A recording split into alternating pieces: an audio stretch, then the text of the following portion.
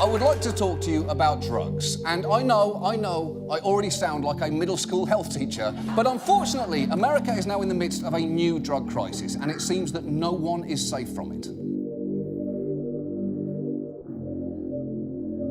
Meantime, here in Connecticut, more people are likely to die from an unintentional drug overdose than from a car accident. Pills that are sold on the street that might look like regular prescription pills are very often fake counterfeit pills that have been made with fentanyl in them. A drug so deadly, only 2 milligrams could kill you. Problem is, it's getting stronger and more unrecognizable, masked as other drugs on the streets like Percocets or OxyContin. Drug cartels are now pushing the poison onto teens through social media apps like TikTok and Facebook. 9 students at these schools, ranging in age from 13 to 17, overdosed. 3 died. Tonight, a community reeling from tragedy. A 13-year-old died, police say, from a fentanyl overdose on school grounds, leaving many questions unanswered.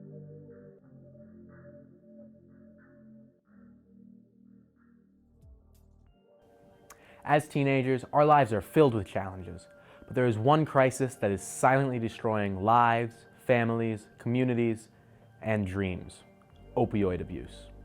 Opioids are powerful painkillers prescribed to alleviate suffering. However, prescription medications meant to help can quickly turn into a nightmare of addictions. Over 100,000 people die every year from drug overdoses in the United States, 75% of which involve an opioid. People are dying of drug overdoses in unprecedented numbers, and most of these deaths are caused by opioid drugs. These are a class of drugs that include heroin, morphine, some legal drugs, and illegal drugs. Most of the deaths occurring now are because of the contamination of the illegal drug supply with a drug called fentanyl.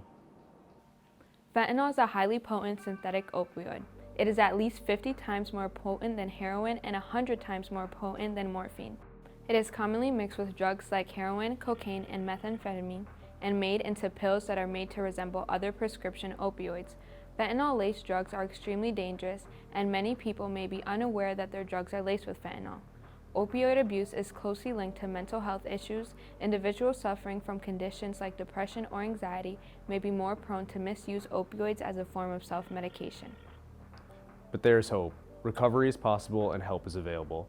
Reach out, talk to someone you can trust. Together we can break the chains of opioid abuse. Please take a moment to scan the QR code on your screen with your phone. This document provides valuable resources if you or someone you know may be struggling with substance abuse. Let's choose a future free from opioid abuse, because our lives are worth it. You are worth it. You're worth it. You're worth it. You're worth it. You're worth it.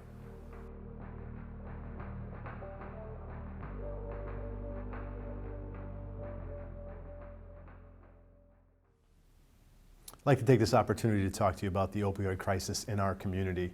The numbers are up all across the state of Connecticut, which includes Berlin. And the biggest concern that I have as a member of law enforcement, but as also a parent, is that we're seeing more and more opioids cut into so-called softer drugs. An example would be marijuana. And I think that's contributing to the increase in accidental overdoses. A few years back, law enforcement and the first responder community had readjusted their thinking on the opioid crisis. And the new narrative is that it's no longer a criminal problem, it's a mental health and it's an addiction problem. Police officers in particular realized that we weren't going to arrest our way out of this problem, and the government came up with solutions to offer alternatives to arrest in such a situation.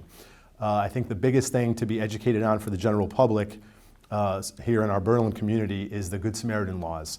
A Good Samaritan law was put into place approximately 10 years ago in Connecticut and also other states, which are designed to aid onlookers or witnesses to an opioid situation or people that are directly involved in an opioid overdose situation, and protect those people from prosecution, arrest, or criminal charges once a good faith attempt is made to call 911 and get medical aid for the individual suffering that drug-induced crisis. So people will not be arrested or prosecuted if you're present at a situation when you make that attempt. We realize that saving lives is priority number one, and the criminal aspect of it is no longer in effect when people's lives are in jeopardy. So possession of those type of situations get overlooked by the law when life-saving protocols are activated. So just keep that in mind if you do find yourself in a situation where someone has ingested opioids and there's a medical crisis, that an arrest is not going to happen to you because you're acting in good faith to save that person's life and to activate the system of first responders to try to save that life. So remember, with the opioid crisis, each and every one of you that might be involved in a situation like that, you're worth it, and we're trying to save lives. So thank you, and remember to do your part.